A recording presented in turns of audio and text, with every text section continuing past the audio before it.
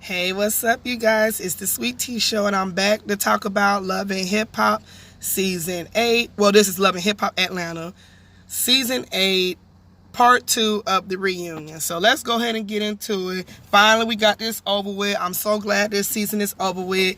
It was okay. Could have been better. Like I said, I thought Love and Hip Hop Atlanta was pretty good, but it used to be back in the day.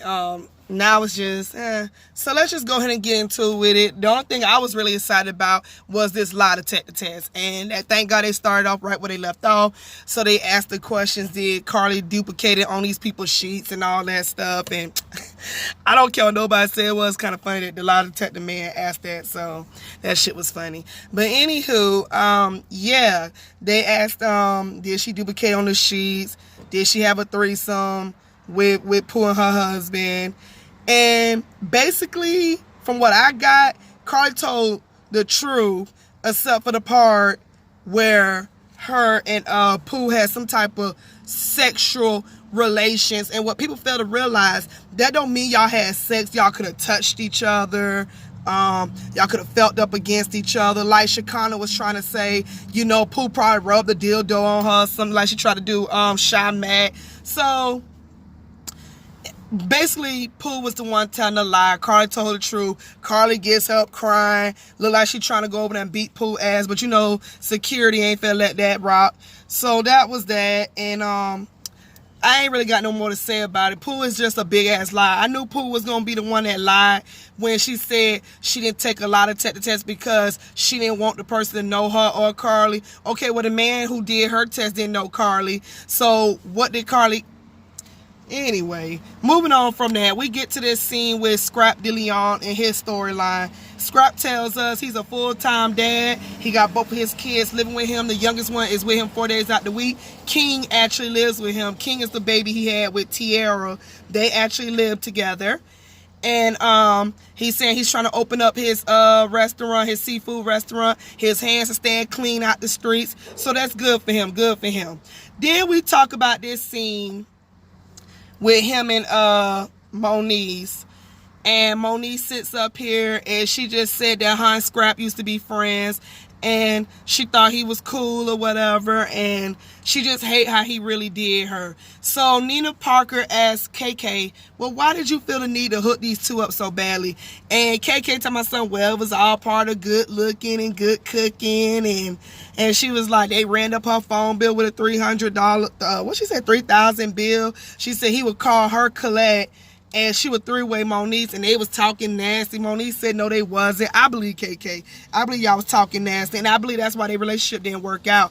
I believe why Scrap was locked up, he was telling Moniece what she needed to hear, and he was telling her what he needed at the time, and when he got out, he got it, and now it was time to move on from that.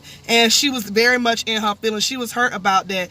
And he gives her this, it was an okay apology. To me, it was bull, because he was like, I apologize if I hurt you. Ain't no if, my nigga. You did hurt her. Like, obviously, she's sitting up here crying. So I don't know what else to tell you about that situation. Moving on from that,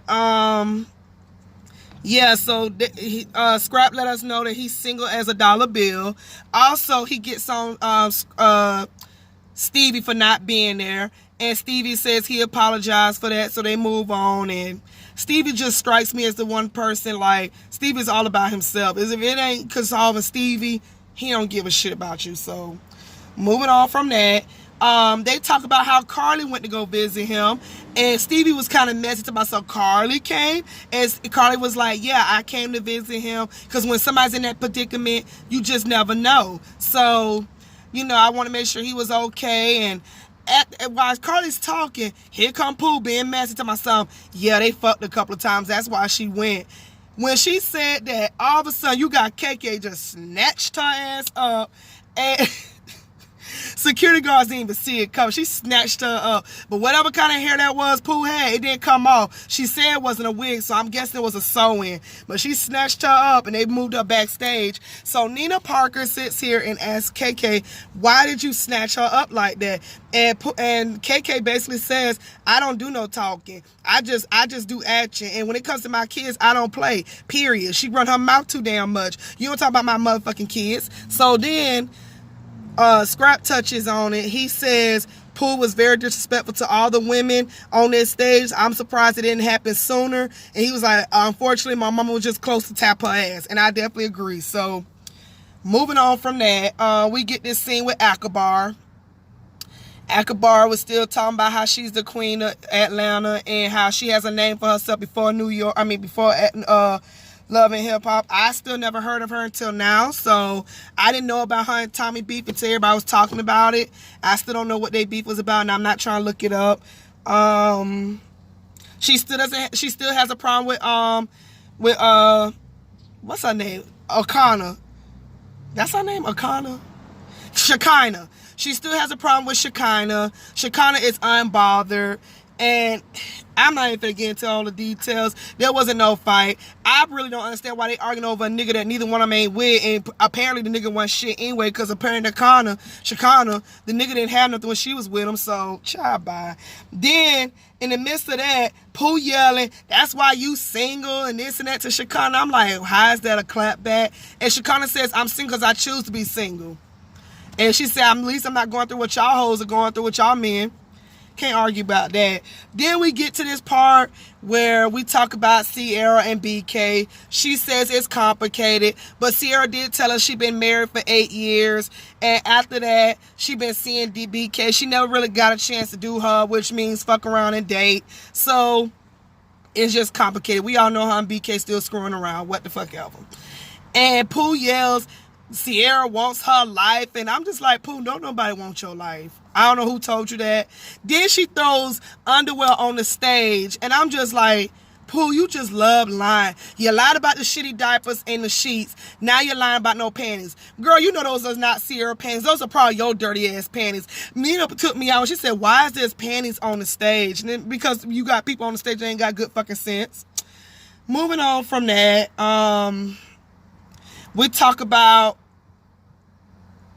Tokyo's depression, how she's much better now. She's in a better place. She's glad her friends was there for her.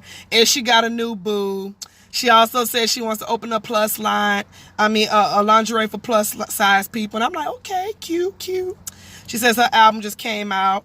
We talked about Spice colorism and how she's in a better place now. She loves the skin that she's in, and she says she's booked and busy. I said, good for you, Spice, good for you.